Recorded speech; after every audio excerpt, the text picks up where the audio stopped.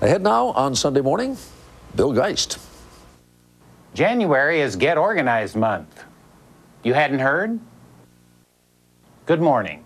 As you may know, January is Get Organized Month, a difficult time for millions of Americans like myself whose desks are less than tidy.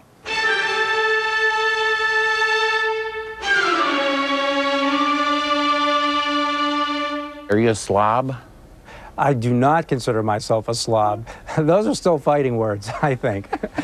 There's a difference between being messy and being a slob. Now there is hope for the messy in a new book co-authored by science writer David Friedman. We found the perfect place at CBS for our interview.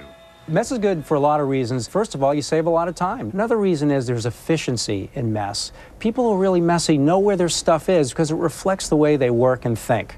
And in addition, it's expressive. This is revolutionary. We've been taught all our lives that neatness is a virtue. Yes, cleaning up after yourself is a grown-up way to behave. So I just wanted to show you my office. The author contemplated my clutter. This is it. What do you think? I'm seeing pileage as opposed to heapage. Piles have a chronological meaning to them. Yes. And people often know how many inches they have to go down in a pile to get so many weeks or months back in time. And that makes it very easy to find things. At our office, the forces of fastidiousness have been beaten back. Next door, Martha is embedded in her work. We're analyzing offices. Do you think your office is messy? Not particularly. No? Can you find things in here? Of course. Well, I think a messy office is in many ways basically a very interesting, lively ecosystem. And in your case, literally so.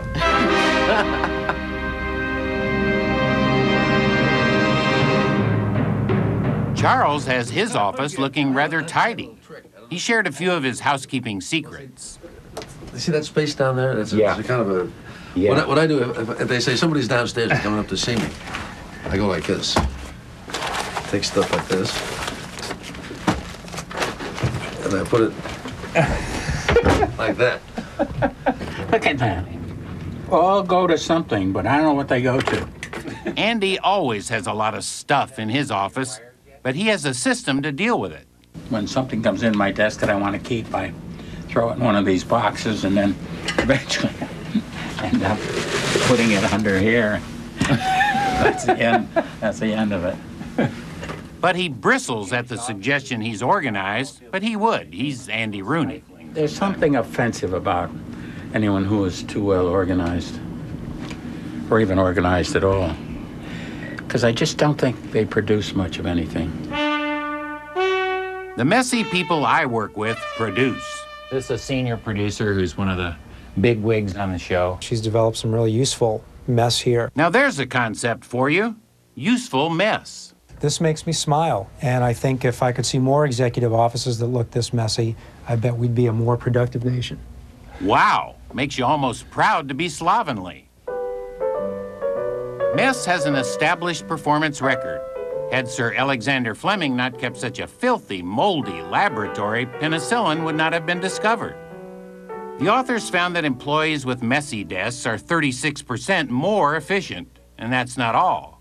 The book has a survey that shows the bigger the salary, the bigger the mess. Yet even David Friedman admits there are limits. Phil, are you here? Phil may or may not be in here, I don't know. Wow, well, this is quite a mess. A spectacular display in Phil's office seemed to stun the author. I'm not afraid to say it. This is a very, very messy office. Looks like you got about 2 feet going here. And challenge his beliefs. He can't even sit in his chair. Yeah, well, I mean, I try not to be judgmental about other people's mess. I am tempted to say that maybe this is getting a little bit out of control here. You're impressed. I am impressed. Well, some people are sort of engineers about the way they get their pileage together and actually keep it from falling over. There's some sort of science, I think, behind it. This has got avalanche potential, though. There is some physical danger in here, yes. Little wonder there is still dirty desk discrimination in our society. Messy desks don't exactly inspire confidence. You won't see the president addressing the nation from a desk cluttered with old coffee cups and piles of unkempt papers anytime soon. I think a lot of people would be horrified, and I think that's something that's really time to change. As Albert Einstein said, if a cluttered desk is the sign of a cluttered mind, of what then is an empty desk?